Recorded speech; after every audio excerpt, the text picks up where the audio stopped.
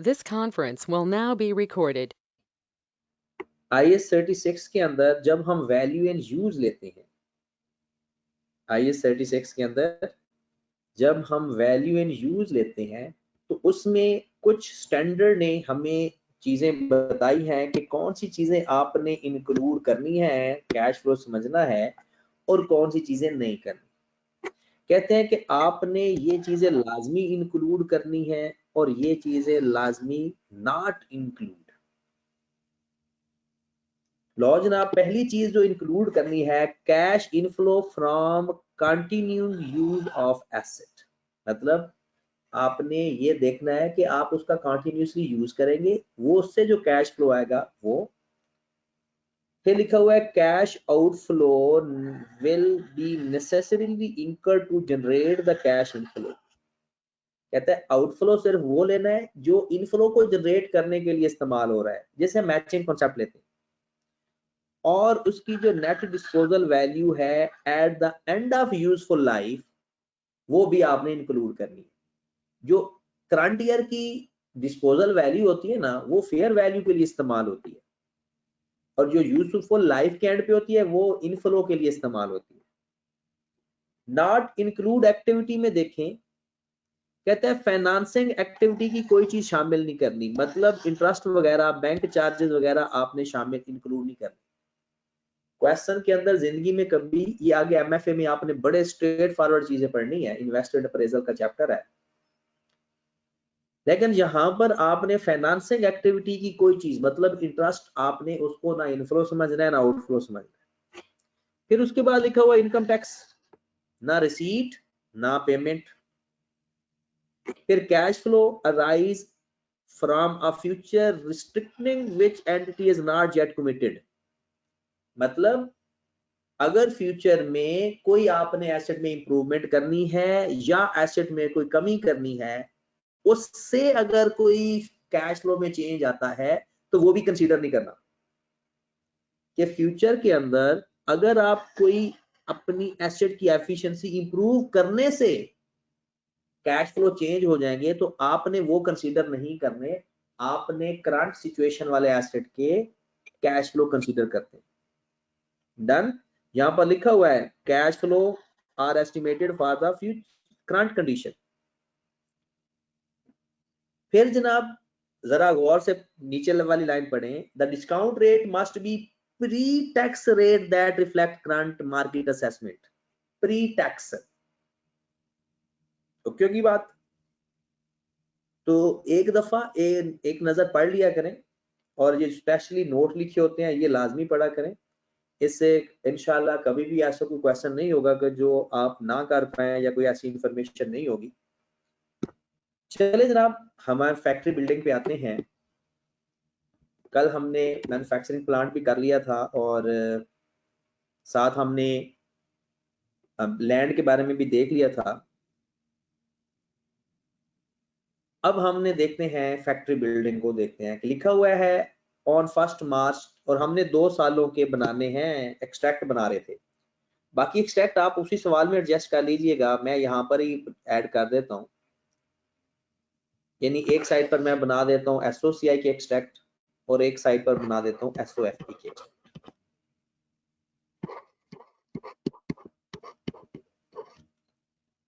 2020 के एक्सट्रैक्ट बनाने हैं विद कंपैरेटिव।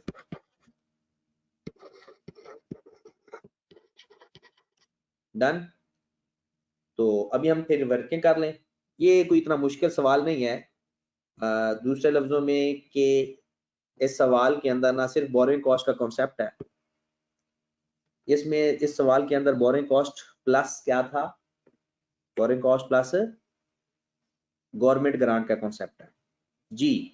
1 मार्च को आपने एक एसेट लिया है, सॉरी स्टार्ट किया कंस्ट्रक्शन फैक्ट्री बिल्डिंग की। द कंस्ट्रक्शन वर्क कंप्लीटेड 30 जून 2020। इसका मतलब है 2 सालों की बात हो रही है, और उसके लिए जो कॉन्ट्रैक्टर ने बिल आपको दिए हैं 130 का 2019 में, ये भी 2019 में, और ये 2 बिल 2020 में। डन। कहते हैं the project was finance through, government grant 200 million receive हो गई। जो गवर्नमेंट ग्रांट हमें पैसा देती है ना, ये पैसा हमारा हो जाता है और दैट इज इक्विटी फंड। ये कौन सा फाइनेंस होगा? Equity fund. क्योंकि 3 टाइप ऑफ फाइनेंसिंग होती है, एक यानी इक्विटी फंड, दूसरा जर्नल और स्पेसिफिक, बस डन। और जो बातें मैंने आपको लिखवाई थी अगर आपको याद आए तो 1% भी गलती के चांसेस नहीं है। Unused fund from government grant were invested in saving account. अच्छा मुझे बताओ, इक्विटी से जो सेविंग अकाउंट या उसके ऊपर भी इंटरेस्ट की बात हो तो क्या बोरोइंग कॉस्ट के अंदर कैपिटलाइज करते हुए कंसीडर करते हैं या नहीं? गुड, नहीं करते सर। अब सुने, इसका मतलब ये हुआ कि इसकी इन्वेस्टमेंट इनकम आएगी तो सही, लेकिन हम बोरोइंग कॉस्ट के अंदर कंसीडर नहीं करेंगे, इसको अदर इनकम में जाकर लिख देंगे। फाइंड करेंगे, जरूर फाइंड करेंगे, लेकिन इसको वो जो हम माइनस करते थे ना वो एक फॉर्मेट के अंदर, वो नहीं करेंगे। ओके होगी बात? फिर वो कहता है withdrawal from the following running finance facility. Running finance facility क्या होती है? General borrowing from bank a and b for the relevant detail. Done. 2019 के अंदर आपके पास सिर्फ एक लोन था, दूसरा लोन 2020 में आपने लिया। Got it? इसका मतलब ये हुआ कि जो लोन आपके पास 2020 में था ही नहीं तो वो एवरेज में भी इस्तेमाल नहीं होगा। जो हम रेट फाइंड करते हैं ना, 2019 में सिर्फ एक लोन था, और आपको पता है अगर जर्नल बोरिंग सिर्फ एक हो, जर्नल बोरिंग सिर्फ एक हो तो जो रेट गिवन होता है उसी रेट को ही कैपिटलाइजेशन रेट समझ लेते हैं। जब एक से ज्यादा जर्नल बोरिंग होगी रेट तब फाइंड करेंगे। तो इस सवाल में एग्जामिनर ने बहुत ही अच्छा पॉइंट दिया है कि 2019 में सिर्फ एक रेट इस्तेमाल किया, 2020 में 2 रेट। तो इसका मतलब है 2019 में हम एक रेट से गुजारा कर लेंगे, 2020 में हम कैपिटलाइजेशन रेट मतलब के एवरेज रेट इस्तेमाल कर लेंगे। क्लियर होगी बात? ये सवाल इतना कोई मुश्किल नहीं है। अब बनाते हैं, फॉर्मेट बनाते हैं, वर्किंग करते हैं। फॉर्मेट वो बताने की जरूरत नहीं है, जस्ट आप लिख लें 2019 2020। सबसे पहले हम क्या लिखेंगे? ब्रॉड डाउन, फिर लिखेंगे कॉस्ट इनकर्ड, फिर हम लिखेंगे इसके अंदर स्पेसिफिक बोरोइंग नहीं है, सिर्फ जर्नल बोरोइंग है।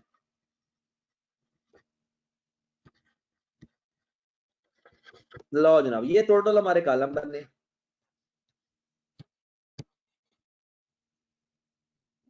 ब्रॉड डाउन 2019 में नहीं है। कॉस्ट इनकर्ड 2019 में बताएं कॉस्ट कितनी इनकर्ड हुई है? 2019 में एक 130 और एक 190 कॉस्ट इनकर्ड, जो टोटल कॉस्ट हम पे कर रहे हैं। 130 प्लस 190 कितना हो गया? 130 प्लस 190 320। जर्नल बोरिंग फाइंड कर लेते हैं। आज जो जनाब वर्किंग कर लेते हैं।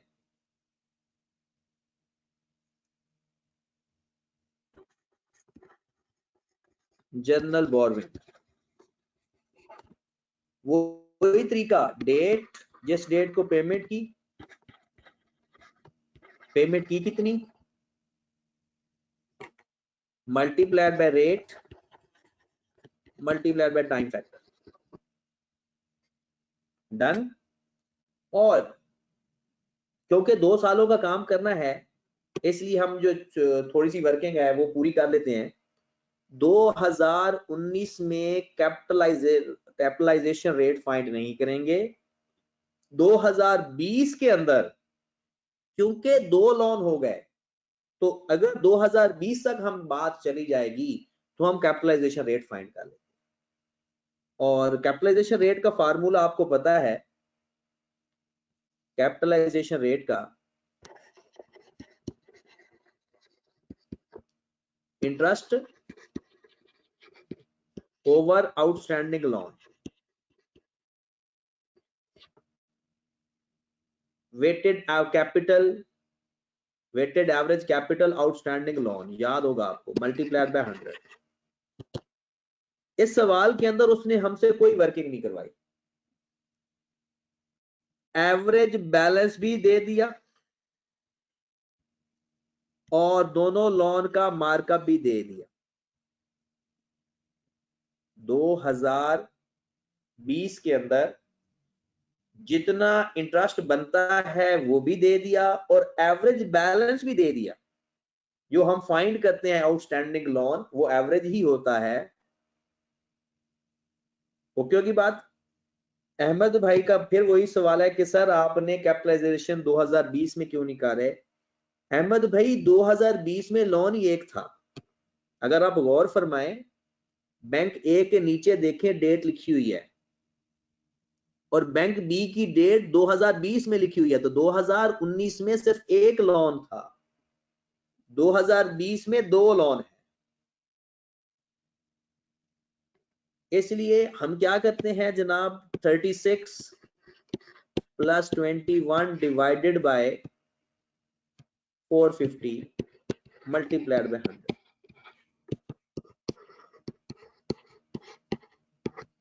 ये रेट भी सिर्फ हम किस पर 2020 में इस्तेमाल करेंगे। तो क्योंकि बात, अगर किसी को कोई इशू है तो माइक ऑन करके अपना सवाल पूछे, बट पीछे शोर नहीं होना चाहिए, मैं उसको एक्सप्लेन कर। 450 ये टोटल आउटस्टैंडिंग लोन 300 प्लस 150। ये जो मैंने नीचे 2 लाइन बोल्ड की है ना, की है जी सर। सर कॉस्ट इनकर्ड का भी बता दें। कॉस्ट इनकर्ड ये ऊपर 2019 की और 2020 की बताई हुई है। ये बोरिंग कॉस्ट का सवाल है, इसको ये ना समझे कि ये IAS 16 का सवाल है, ये IAS 23 का सवाल समझ के करें। डन होगी बात? सर जी सर ये एवरेज लोन की जो समझ लगी थी कि आउटस्टैंडिंग ही है, लेकिन ये जो बैलेंस दिया हुआ है यानी कि ईयर के स्टार्ट में या ईयर के एंड में, तो इसका मतलब क्या है? इसका मतलब ये है कि ईयर के स्टार्ट में ब्रॉड ऑन इतना था और एंड पे लोन इतना है। अब देखिएगा, अगर आप गौर फरमाएं, 2019 का पिछले साल का कैरिड ऑन गिवन है और उसका उसने मार्कअप भी बता दिया 2019 का, राइट। फिर अगर इंटरेस्टिंग बात देखें, 2020 का जो लोन है वो ओपनिंग है ही नहीं। इसका मतलब है ड्यूरिंग द ईयर लिया और वो साल के एंड में जो लोन है वो 200 है। मतलब लोन टोटल 200 है, आउटस्टैंडिंग हो सकता है वो लोन हमने कुछ 4 महीने पहले लिया हो, 6 महीने पहले लिया हो या 9 महीने पहले लिया हो, तो उसने वो टाइम फैक्टर से मल्टीप्लाई करके हमें बताया कि 150 लोन है। आपको याद होगा जब हम ये आउटस्टैंड ऐसे करते थे ना, लोन और फिर लिखते थे आउटस्टैंडिंग लोन। सपोज 200 लोन लिया और 9 मंथ पहले लिया, तो हम आउटस्टैंडिंग ऐसे फाइंड करते थे, याद आया? तो उसने इस 200 का ये तो लोन है और उसका आउटस्टैंडिंग फाइंड करके हमें दे दिया एवरेज के नाम से। जब हम फाइंड करते थे, हमें लोन गिवन होता था, आउटस्टैंडिंग लोन फाइंड करते थे टाइम फैक्टर से मल्टीप्लाई करके, तो जो उसने एवरेज बताया है ना, वो उसने आउटस्टैंडिंग लोन खुद फाइंड करके हमें दे दिया। Got it? चले जनाब। Yes sir. और कोई बात? अब मैं लिखने लगा हूं, आ जाए वापस जी। सबसे पहली पेमेंट जो 130 की पेमेंट हुई होगी, आपको पता है वो जो पेमेंट का सीक्वेंस है, पहले हम देखते हैं इक्विटी फंड, फिर स्पेसिफिक बोरिंग, फिर जनरल बोरिंग। ये बात आपको पता है। अब आ जाए 130 हमने पे किया होगा जो हमें गवर्नमेंट ग्रांट मिली है, तो 130 तो वहां से उस पर तो जनरल बोरिंग आएगी नहीं।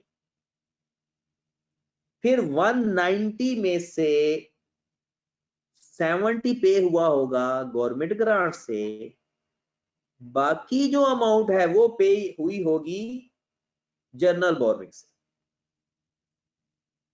बात समझ लगी ना? 130 की जो पेमेंट है वो तो 200 ये हमारे पास गवर्नमेंट ग्रांट अवेलेबल है, यहां से पे हुई होगी। 190 200 में से 130 माइनस किया, बाकी बात गया 70, और 190 की पेमेंट में 70 पेमेंट हुई होगी गवर्नमेंट ग्रांट से और बाकी की पेमेंट हुई होगी जनरल बोरोइंग से। तो 1 अगस्त को पहली पेमेंट हुई 120 मिलियन। पहली पेमेंट क्या हुई? 120 की, मल्टीप्लाइड बाय 12%। यहां पर मैं एवरेज रेट नहीं लगा रहा, ना लगाने की वजह मैं आपको बताने लगा हूं, क्योंकि 2019 में सिर्फ ए का लोन था, बैंक बी का लोन तो 2020 में मिला, और अभी मैं सिर्फ 2019 की वर्किंग कर रहा हूं। तो 120 मल्टीप्लाइड बाय 12% मल्टीप्लाइड बाय अगली पेमेंट की डेट कब है? 1 जनवरी 2020। ये तो बहुत ही अच्छा हो गया कि अगली पेमेंट की टाइम भी वही है और ईयर एंड भी वहां पर ही है, तो ये तो बहुत ही आसान काम हो गया। मल्टीप्लाइड बाय 5/12, अगस्त से लेकर दिसंबर तक 6। फिर अगली पेमेंट आ गई जनाब 1 जनवरी को 2020। पेमेंट कितनी है? 180।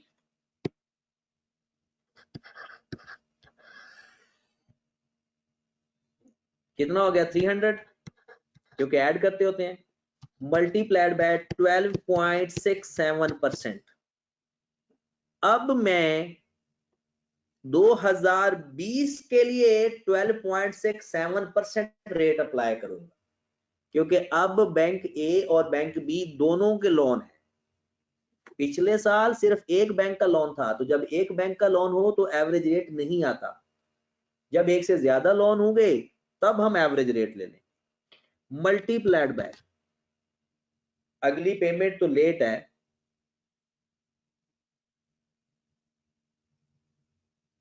जी जनाब, अगली पेमेंट तो यानी पेमेंट लेट हुई है लेकिन एसेट हमारा कंप्लीट हो गया। पेमेंट लेट है लेकिन एसेट हमारा कंप्लीट हो गया, तो 19। लो जनाब, ये 2019 का इंटरेस्ट कैपिटलाइज होगा, ये 2020 में इंटरेस्ट कैपिटलाइज होगा। बोरिंग कॉस्ट का सवाल हमारा हो गया। अब जरा ध्यान से, जी यहां पर मैं कैपिटलाइज करूंगा सर। जी सर ये आपने 2019 में 12% क्यों यूज किया? ये फिर आपको मार्कअप फॉर 2019 22 यूज करना चाहिए था। आपने कहा था कैपिटलाइजेशन रेट नहीं फाइंड करना। ओ भाई, मार्कअप रेट 12% है, ये जो 22 है ये उसने उसका इंटरेस्ट फाइंड करके दिया है, और ये जनरल बोरोइंग है, इसमें सारा इंटरेस्ट हमने कैपिटलाइज नहीं करना, इसमें उतना ही कैपिटलाइज करना है जितना जनरल बोरोइंग हम इस्तेमाल करेंगे। रेट 12% है, ओके। 22 तो जितना हमने इंटरेस्ट बैंक को पे किया है वो है, जिसमें से 6 मिलियन कैपिटलाइज कर रहे हैं 12% के हिसाब से। ओके होगी बात? चलें जी, तो ये आ जाएगा 326।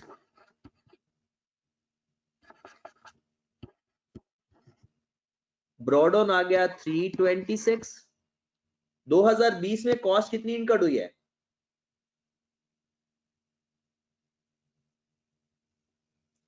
280। कॉस्ट सारी लेते होते हैं, चाहे पे की हो या ना की हो। और इंटरेस्ट कितना कैपिटलाइज कर रहे हैं? 19। तो अमाउंट कितनी आ गई जनाब? 625। डन। हमारा काम हो गया कंप्लीट, लेकिन इसके बावजूद भी लोगों ने गलतियां की थी। ये इतना सा काम था। अब आओ जरा थोड़ी सी वर्किंग में बाद में करता हूँ, पहले ये क्वेश्चन मैं आपको पोस्ट करवा दूं, फिर एक छोटी सी वर्किंग रहती है वो करवाता हूँ। सर 280 कैसे है ये बता दें। ये 280 इन दोनों को प्लस किया जो 2020 में कॉस्ट इनकर्ड हुई थी। आप लोग ना क्वेश्चन लाजमी किया करो, फिर आपको जो मैं वैल्यूज लिखा करूंगा कभी परेशानी नहीं होगी कि मैंने कहां से लिखी है वैल्यूज। सवाल पहले लिखा करो, फिर उसके बाद खावर भाई पूछ रहे हैं कि 2019 का रेट समझ है। खावर भाई आप मुझे बताएं, अगर सवाल के अंदर जनरल बोरोइंग एक ही हो तो क्या उसका एवरेज रेट फाइंड करोगे या नहीं? अगर सवाल के अंदर जनरल बोरोइंग एक ही हो तो उसी का वही रेट ले लेते हैं। अगर आप बैंक ए पे देखें तो जो बैंक बी का लोन है वो तो आया ही 2020 में है।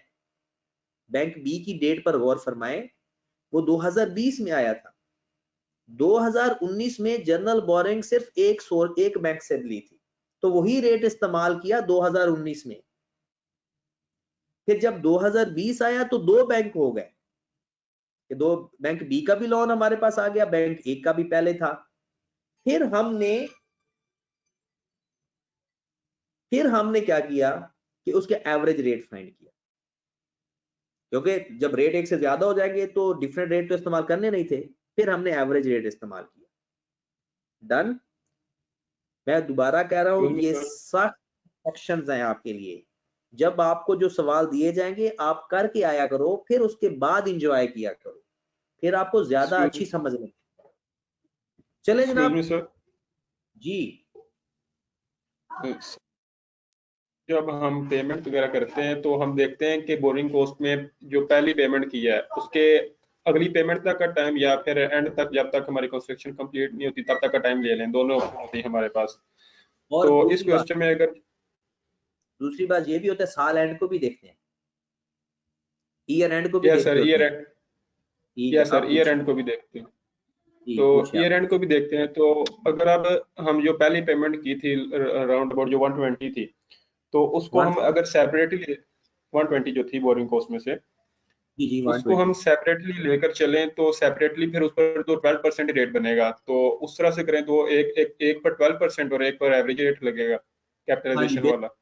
बिल्कुल, जब 2019 तक रहेगा तो 12% लगेगा, 2019 के बाद जो लगेगा 12.67% लगेगा। 2019 के बाद से 12 यानी क्यों लगेगा? क्योंकि वो पेमेंट तो 2019 में किया ना 120 वाली। हाँ जी, लेकिन ये है कि जो जनरल बोरिंग होती है ना, कि वो ये नहीं होता कि स्पेसिफिक एक बैंक का लोन इस्तेमाल हो रहा है, स्पेसिफिक। इसलिए 2019 में तो स्पेसिफाइड था ना, 2019 में स्पेसिफिक था कि एक ही बैंक का लोन अवेलेबल ही एक है था, इसलिए हमने 12% रेट इस्तेमाल किया। जब 2020 में चले गए, लोन दो सोर्सेस से अवेलेबल थे और वो स्पेसिफिक नहीं थे, इसलिए जब रेट इस्तेमाल करेंगे तो फिर एवरेज रेट इस्तेमाल करेंगे।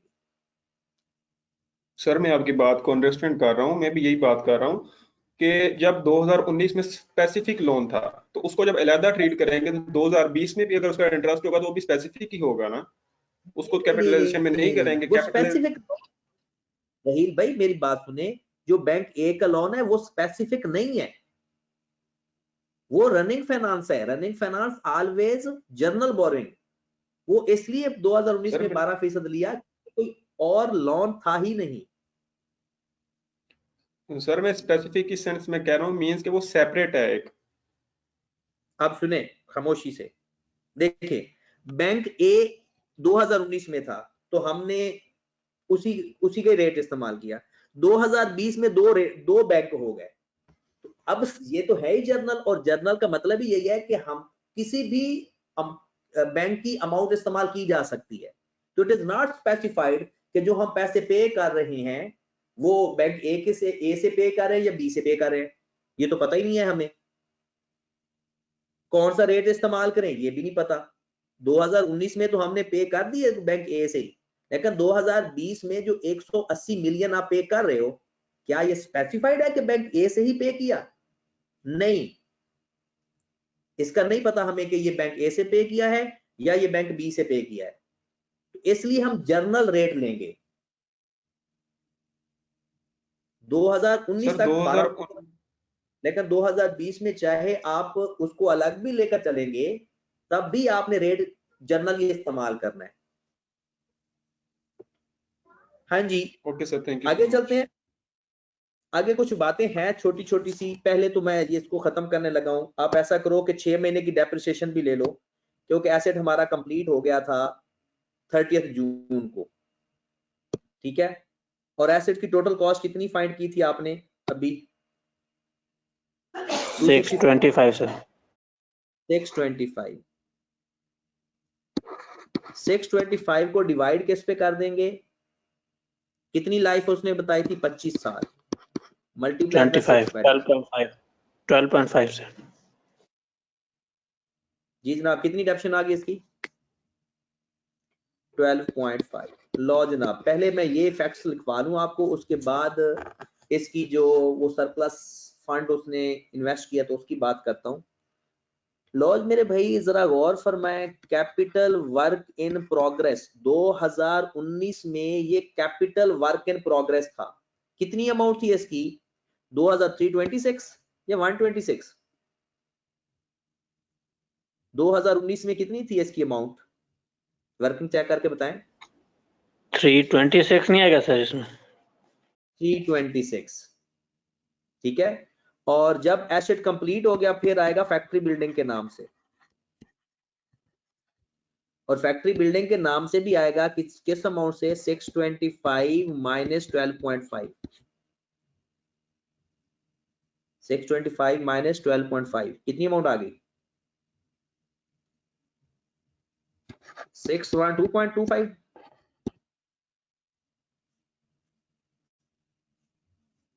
डन होगी बात? जी जनाब, आगे चलते हैं। ये हमारा नॉन करंट एसेट का काम पूरा हो गया। सॉरी, अभी पूरा नहीं हुआ। वो 200 हमें गवर्नमेंट ग्रांट भी तो मिली है, वो जो 200 गवर्नमेंट ग्रांट मिली है नॉन करंट लायबिलिटी में वो भी लिखेंगे। कल वाले के साथ आपने गवर्नमेंट ग्रांट के अंदर मजीद गवर्नमेंट ग्रांट डेफर्ड इनकम में लिखनी है फैक्ट्री बिल्डिंग वाली। ये कम मिली है आपको गवर्नमेंट ग्रांट? 1 Feb 2019 को, 1 Feb 2019 को 200 से। 2019 में तो ये अमोर्टाइज नहीं होगी, 2020 में ये अमोर्टाइज होगी with life of the factory building. तो 200 को डिवाइड कर दें 25 पे, मल्टीप्लाइड बाय 6/12। हाँ जी, इसकी अमोर्टाइजेशन कितनी आएगी? 4, तो 196। डन होगी बात? ये बात खत्म हुई। अब आते हैं एसओसीआई में। एसओसीआई में एक आएगी डेप्रिसिएशन। 2019 में डेप्रिसिएशन नहीं थी, 2020 में 12.5। डन। फिर उसके बाद आ गई इंटरेस्ट। ये इंटरेस्ट जो अदर एक्सपेंस में लिखने है ना, ये इंपॉर्टेंट है, ये जरा गौर फरमाएं। 2019 में टोटल मार्कअप बनता था 22, इसमें से कैपिटलाइज किया 6, इसमें से कैपिटलाइज किया 6, तो बाकी जनाब कितना बच गया? 22 2019 का टोटल मार्कअप बनता है, जिसमें से 6 कैपिटलाइज कर दिया, तो बाकी जितना बचेगा वो आ जाएगा एक्सपेंस के अंदर। बात समझ लगी? ये टोटल इंटरेस्ट 22 बनता है, जिसमें से 6 कैपिटलाइज हो गया। सॉरी, ये 2019 का है। डन। अब 2020 पे हैं, 2020 का इंटरेस्ट बनता है 36 प्लस 21। 2020 का मार्कअप बनता है 36 प्लस 21 टोटल इंटरेस्ट, जिसमें से 19 हमने कैपिटलाइज कर दिया, जिसमें से 19 हमने कैपिटलाइज कर दिया, तो 38 एक्सपेंस में आ जाएगा। सर ये 36 कहाँ से है? ये 36 बताया हुआ है जनाब, ये मार्कअप बताया तो हुआ, ये 2020 का 3621 लास्ट लाइन में मार्कअप फॉर 2020। सर ये 36 2019 में नहीं है? दो अलग के बंदे, ये कॉलम देख के मार्कअप ऑफ 2020 लिखा हुआ है। अच्छा, अगर 36 19 का है तो 22 के साल में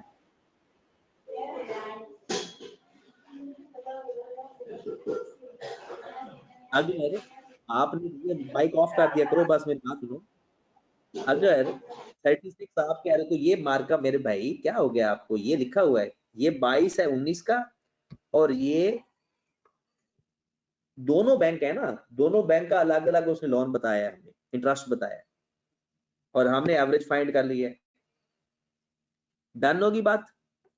अब उसके बाद गवर्नमेंट ग्रांट इनकम भी आएगी। सर ये 6 और 19 कैसे, ये भी बता देंगे थोड़ा। आप लोग ना, मुझे लगता है क्लास प्रॉपर नहीं ले रहे होते, इसलिए आपको चीजों का नहीं पता। ये 6 और 19 जितना इंटरेस्ट कैपिटलाइज किया था वो एक्सपेंस में तो नहीं लिखेंगे ना, वो तो एसेट की कॉस्ट में आपने ऐड कर दिया।